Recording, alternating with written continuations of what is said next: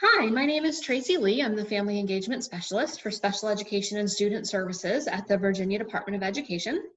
And I am here today to talk to you about critical decision points for families of children with disabilities. Critical decision points for families of children with disabilities is a training that was created. The Virginia Board for People with Disabilities, which is a state agency, they had been working with families and people with disabilities in Virginia who had been saying to them repeatedly that there was information about their education or their child's education that they wish they had had earlier in the process so that they could have used that information to help drive decisions that would have been better for their kids. The Virginia Board for People with Disabilities had the funding for this, and the VDOE, the Virginia Department of Education, had the expertise. So the Virginia Board approached VDOE, provided us with a grant, and we created critical decision points for families of children with disabilities. This is the fifth module of five recorded modules that we're doing on this training. I'm not sure when you're actually stumbling upon this, but this is being recorded during the second month of the 2020 pandemic situation. We are all at home right now. I'm at home in my home office. My family's here, so you might hear noise that you wouldn't hear if I was in my office in downtown Richmond. We had many of these in-person trainings that were scheduled throughout this period of time that had to be canceled because of the pandemic. So we decided that even though we want to reschedule those trainings, we didn't want parents to not be able to access information if they needed it prior to being able to reschedule. And so we took the curriculum, divided it up into 5 sections, and this is the 5th recording that we're doing this morning. So I'm really glad that you're here. And before we get started, there are a few things that I want to talk about. This is the guide. Some of you might actually have this in your possession that we're going to be talking about today. If you do not have this in your possession and you would like one, my contact information is at the end of this presentation, and you are very welcome to email me or call me. And as soon as we can get back into our offices downtown and do mailings again, I'm keeping a list of people who want them, and we will make sure that we get this mailed out to you. But in the meantime, at the end of this presentation, I'm going to point you to a link. You can take a screenshot of it. And if you go to that link, it's on the VDOE website, you will find an accessible version of this that you can either download and print for yourself, or you can just you can look at it online if you'd like. And there are also 5 animated training modules there that you can take a look at as well. But again, if you want one of these, they're free. You don't have to pay anything. You might just have to wait a little while because we can't get to our offices right now. The last thing I want to bring up before we actually get into the content today is that information in the world of special education changes rapidly. And everything that we're going to talk about today is current information. But if you are stumbling upon this recording a year from now or 2 years from now, it might not be up to date. And so if that's the case, understand that your best source for the most accurate and up-to-date information is the VDOE website, which is doe.virginia.gov. Okay, so today we're going to talk about long-term goals for our kids with disabilities. We're going to talk about assessments, and we're going to talk about diploma options. So first, let's talk about long-term goals. Critical point number 6, which is in this guide. Critical point number 6 is on page 21. What options should we begin discussing and implementing with respect to overall transition planning, including pre-employment transition services? Some points to consider for your child with a disability. At age 14, your child's IEP team must begin transition planning. Transition planning means transition for what happens after high school. Is your child going to go to some sort of a training program? Are they going to go into a 4-year college, a 2-year college? Are they going to go straight into the workforce? What's going to happen for your child after graduation? You will want to discuss opportunities such as work internships, benefits planning, and independent living goals. And with the passing of the Workforce Innovations Opportunity Act, Virginia's vocational rehabilitation agencies, DARS, you may have heard of, the Department for Aging and Rehabilitative Services, and the Department for the Blind and Vision Impaired are required to offer pre-employment transition services, and we often call that pre-ETS. Okay? The following are pre-ET services that might be available to your child. Job exploration counseling. This includes job shadowing experiences and activities that assist in exploring career interests and abilities, as well as investigating careers. Counseling on opportunities for enrolling in comprehensive transition or post-secondary education. This includes investigating career paths, as well as referrals to college resources, campus visits, and financial aid processes. 3 more pre-ET services: work-based learning experiences. This includes informational interviews, job shadowing and mentoring, employer presentations, job fairs, and work site tours. Workplace readiness training. This includes the development of soft skills such as workplace communication, independent living skills, and accessing transportation. Instruction and self-advocacy, which we in special education sometimes call self-determination. There's an entire recording from Critical Decision Points on this. It's recording number 4 if you want to go back and look at self-determination information. This includes training on rights and responsibilities, requesting accommodations on the job, and participating in leadership activities in the community. This is very important to note. In order for your child to receive pre-ET services, you will have to provide written consent for the rehabilitation agency to know your child's name, confidential information included in school records. This information includes the IEP, past testing, and other pertinent information. The school cannot share this information with DARS, with the rehabilitative agencies, if you do not provide express written consent. And so if you want your child to be able to access pre-ET services, you're going to have to provide that consent so that information can be shared back and forth with schools and these agencies. More information on pre-ET services and on implementing transition planning. These websites are all excellent sources for you. DARS, the GBVI office, and wintech.org has information on the Workforce Act that we talked about earlier. So if you want to take a screenshot of all of that, that would be a good thing for you to do. And if you happen to miss it, if you don't have time before I move on, just get in touch with me and I will send you those links. Okay, when you want to consider, officially you want to start considering transition when your child reaches the age of 14. That's when the IEP team needs to start considering. Unofficially, I feel like as a parent, whether our child has a disability or not, we need to start thinking about what's going to happen after high school when our child is even little bitty. And that doesn't mean you have to make decisions about, binding decisions about what's going to happen, but we always want to keep in our minds where we're headed so we can make sure we're on the right path to get there. So you want to be thinking about transition really early. Questions to ask the school or to ask your IEP team. How do I access transition planning services? What are the key steps we should be following as a team to assist with my child's successful transition from high school to post-school goals? Is my child's transition plan part of the IEP or is it a separate plan? What should be included in my child's transition plan? What if my child changes his mind about what he wants to do? And let me just stop here and say almost all children are going to change their mind about what they want to do.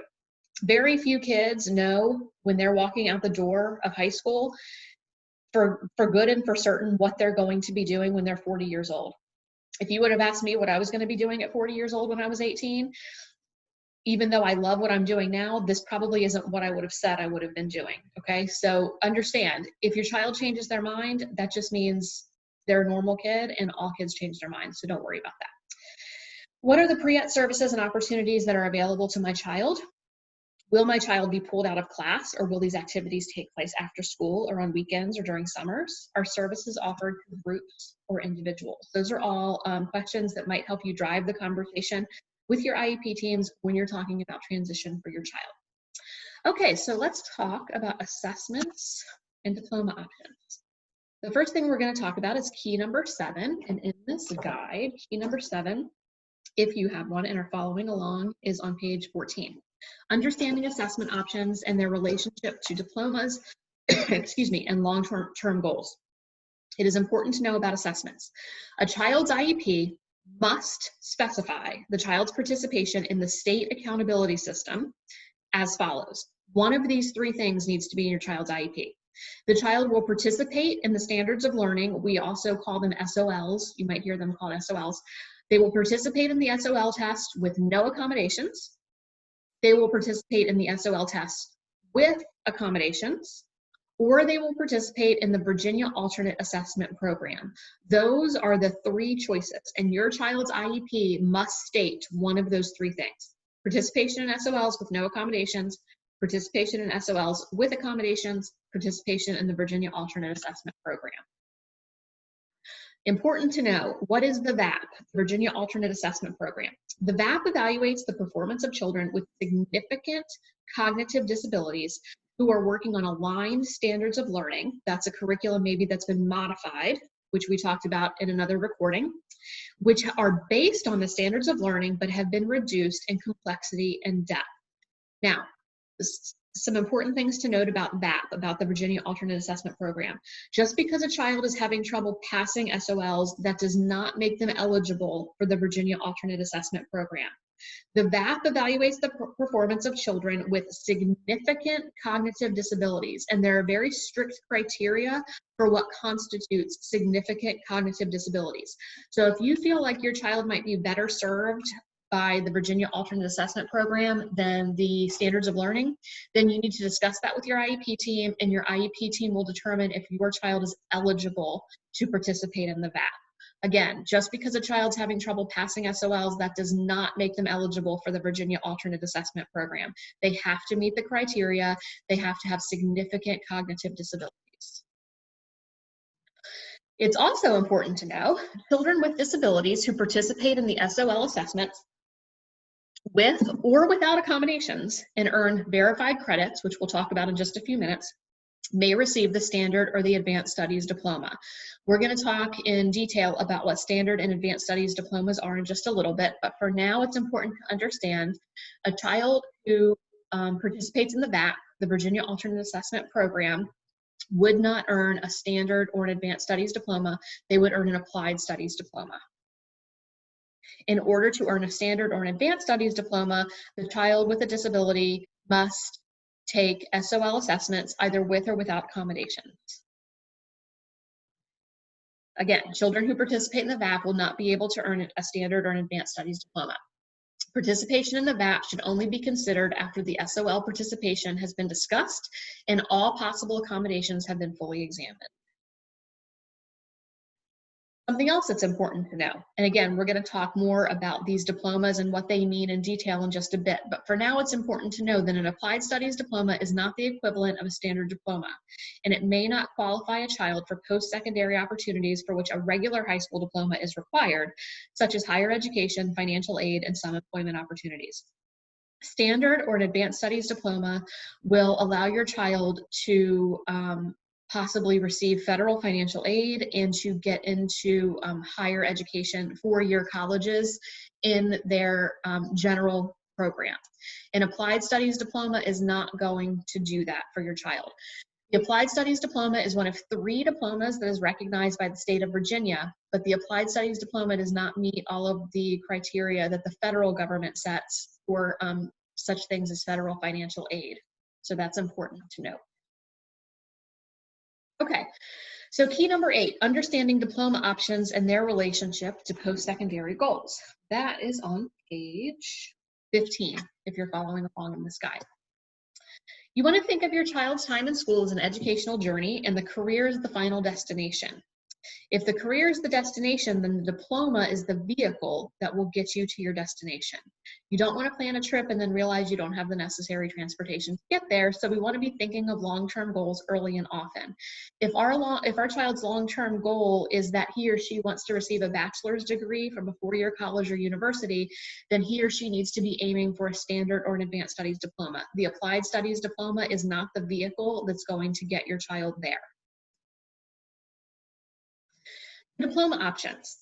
There are 3 diploma options in the state of Virginia. The first is the Advanced Studies Diploma. And if you look at this guide, and if you go to our website, you can go to Appendix 2, which is on page 30, and it has graduation requirement charts. And we have 2 charts here. Might be on a recording, but you'll be able to see them on the website should you need to do that. On the left, you'll see graduation requirements for children who begin the 9th grade in 2011, 2012 through 2017, 2018. Most of those kids, as of May 2020, as of today, are finishing up their junior year in high school. But it doesn't mean necessarily that they're a junior today. What it means is that they began 9th grade no later than 2017, 2018. If a child begins 9th grade 2018, 2019, or beyond, they would look in this section on the right-hand side under the green heading, okay? As of today, the Advanced Studies Diploma requires children to have 26 credits and 9 verified credits. And in just a few minutes, we'll talk about what the difference is between a credit and a verified credit.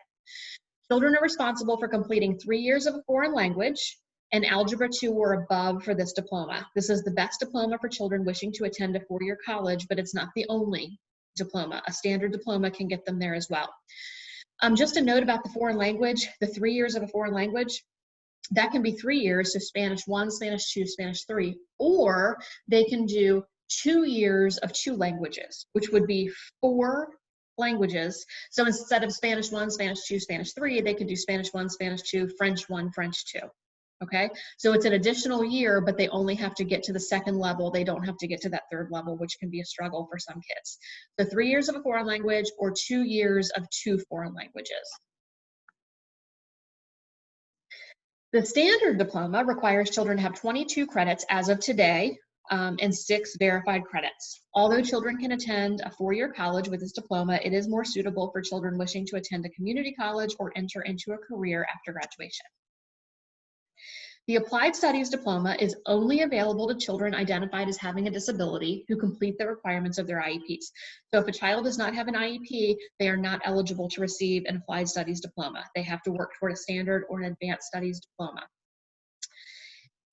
An Applied Studies diploma, once again, remember, is not the equivalent of a standard diploma, and it may not qualify a child for post-secondary opportunities for which a regular high school diploma is required, such as higher education, financial aid, and some employment opportunities. Parents have asked me before, so I'm going to go ahead and address this. If my child's job application says, "Did you earn a diploma?" and my child earned a standard diploma, is it honest to say yes? It is absolutely honest to say yes. If your child's job application says, "Did you earn a high school diploma?" The Applied Studies diploma is recognized as a diploma by the state of Virginia. Now, if the job application says, "Did they earn a standard diploma?" then the answer would be different. But if your child's job application says, "Did you earn a high school diploma?" and your child earned an Applied Studies diploma, then your child did earn a diploma recognized by the state of Virginia. So yes, the answer yes there is perfectly fine. Okay, important to know. What is a verified credit? A verified credit is awarded when a child successfully completes a course and achieves a passing score on the associated SOL test or a substitute assessment approved by the VBOE, the Virginia Board of Education. So what does that mean? If a child is in Algebra 1, for example, and they go to class and they do the work and they do the homework and they pass the tests and quizzes and they receive a grade of a C, okay? That means they have received a credit. They have passed the class, they've received the credit. To receive a verified credit, the verified credit verifies that the child not only passed the class, but knows and understands the content from the class. You receive a verified credit from passing the SOL test. SOL tests are the standards of learning tests that are attached to some courses in Virginia. The highest possible score is 600. A 400 is a passing score. There are some ways if the child does not get a 400 on the SOL, there are things called locally awarded verified credits, and there are things called credit accommodations that can allow a locality to verify that the child has learned that content in a way that is not necessarily passing the SOL test. There are lots of different criteria for those. There are lots of different rules for those. And I am very happy to discuss that. That could be an entire training on its own. So if you have questions about that, about what locally awarded verified credits are, about what the criteria are for those, and about credit accommodations, please get in touch with me via my email and my phone number that I will give you at the end of this presentation. And we can discuss that in much more detail. But that's a verified credit. So if you're going to this chart, okay, this chart back here, and I'm going to, right now, I'm going to be looking at the green side. And the green side is for children who begin the 9th grade in 2018, 2019, or beyond. So that's going to be most of our kids right now. The only kids that would not necessarily apply to are generally kids who are finishing up 11th grade right now and going into 12th grade next year. So in English, in order to receive a standard diploma, the child has to pass 4 high school English classes, but they only have to get 2 verified credits. So they have to pass English 4 times, but they only have to pass 2 SOLs to get the verified credits. Mathematics, they have to pass 3 classes. They have to pass 1 SOL. Okay, so they only have to get the verified credit in one of those math classes, not all three. So that's the difference. You pass the class for the credit, you pass the class and the SOL for the verified credit. That's what that means. Important to know, the diploma requirements that we just talked about in these slides are for children that graduate through 2021, 2022, so through next year. The new requirements will take effect for first-time ninth grade students in 2018, 2019. And the difference is between the requirements is that the new requirements reduce the verified credit requirements to 5 for each diploma. Okay, it used to be more than that.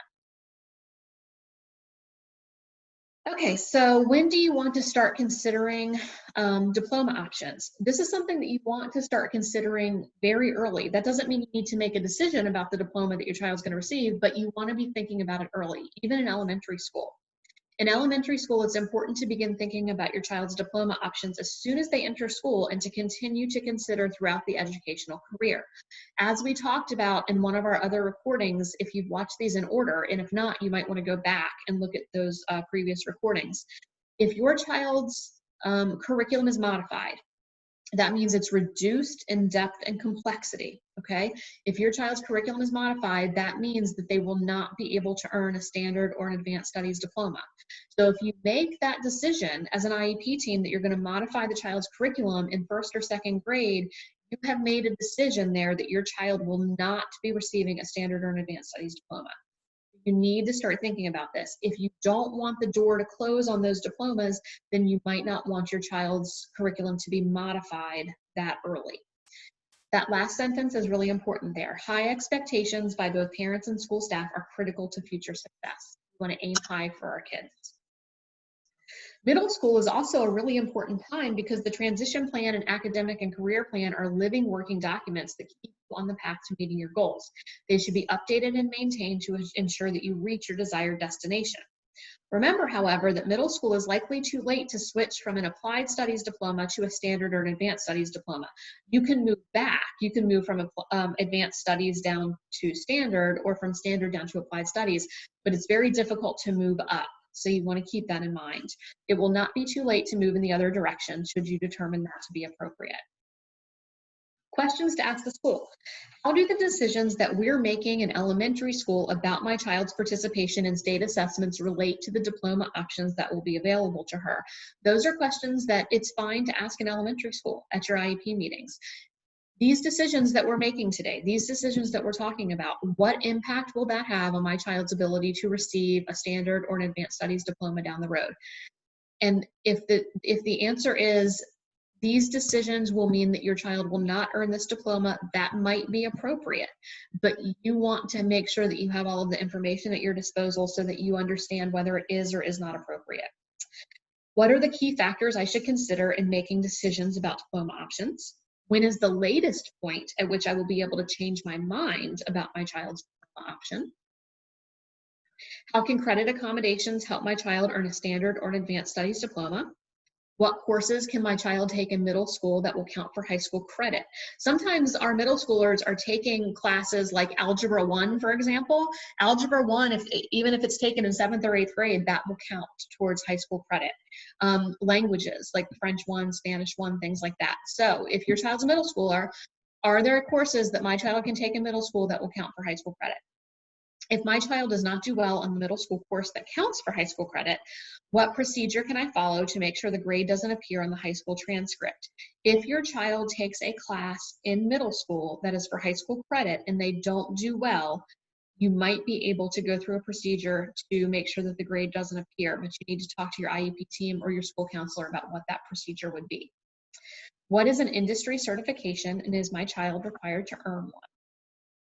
Okay, so that's a lot of information about diplomas. A couple of other things that I want to mention about diplomas before we end, namely about applied studies diplomas. Applied studies diplomas, I don't want you to leave this recording feeling like applied study diploma not good, standard advanced studies diploma good. That is not the case. The applied studies diploma is a diploma that's recognized by the state of Virginia, and it's perfectly appropriate for a lot of kids out there. And it's an excellent diploma for kids who have specific goals after high school. One more thing about the applied studies diploma that's important to keep in mind. If that's the diploma that your child's working for, after their senior year, so after they turn 18, if they have not earned a standard or an advanced studies diploma, they can stay in school. They can continue in high school if the applied studies diploma is what they've earned. And they can stay in school until they can complete the school year during which they turn 21 years old. So that could be several more years that your child gets to stay in high school after their senior year, which can be really, really valuable for a lot of kids. So keep that in mind when you're thinking about the applied studies diploma. That is one pretty big positive for a lot of families to the applied studies diploma. Another thing about that, if they receive the applied studies diploma and continue coming to school through the year where they turn 21, they can continue trying to earn that standard diploma if that's something that the IEP team feels is appropriate. So just because they get the applied studies diploma, that doesn't mean it has to be finished at that point. They can get the applied studies diploma, they can continue going to school through the school year where they turn 21, and they can continue to do the work that they need to do. Maybe they just needed another year or two to get the standard diploma. They can keep working toward that. Okay, so that's a couple of really positive things about the applied studies diploma. For more information, again, visit our website, take a picture of that link there. Again, that will take you to this guide in an accessible format. And again, if you would like one of those guides in a hard copy, or if you just have questions, you can get in touch with me. This is my email address and my phone number. Let me know you'd like one. We'll mail them as soon as we're able. Even though as of this moment, we are not in our offices right now. This is my office number, and I will check that several times a day. So feel free to call and leave a message. It won't just languish there, I promise. If you want to get in touch with me a little more quickly, however, I pretty much am always in my email. So if you want to email me maybe, and we can set up a time to talk so we don't miss each other, you're welcome to do that as well. I'm very happy to answer your questions. And if I can't answer your questions, I'm very happy to get you to the person that is able to answer your questions. This assessment and diploma stuff, I think, is probably the most involved stuff and the most, from a parent perspective, and I'm a parent myself, probably the most confusing stuff in critical decision points for families of children with disabilities. So if you have questions, believe me, you are not alone, because it's complicated information. Please get in touch with me. I'm very happy to speak with you, and I'm very happy to try to help you out as possible. Thank you for joining us today. And again, there are four others of these recordings. Please go back and take a look at them, and get in touch if you need me. Have a great day.